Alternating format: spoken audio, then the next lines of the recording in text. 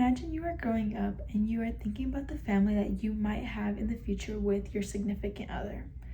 Now, when the time comes to you actually trying to have a kid, you try and try and try time after time, yet you finally realize that you can simply not have a child the natural way, how everyone thinks having a child happens.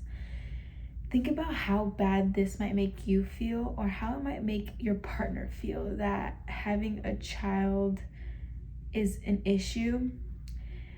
And there are so many people out there who wish that they could be able to conceive a child on their own, but the reality is that they have to find other options. And another option, which is a big issue right now, is in vitro fertilization, also known as IVF.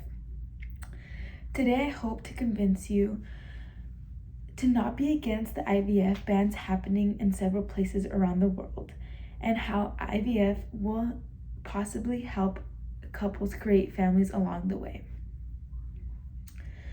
According to the U.S. Department of Health and Human Services, in 2021, over 86,000 children were born through in vitro fertilization, which is huge because you see the difference of back then when it was so hard to have children, and now there are so many other ways to have children.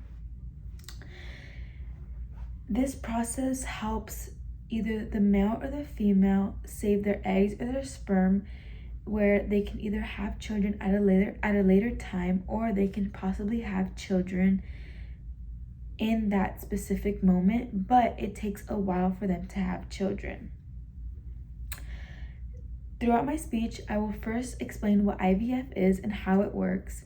Then I will go into detail about why people are against IVF and persuade you to not be against IVF the way that other people might be.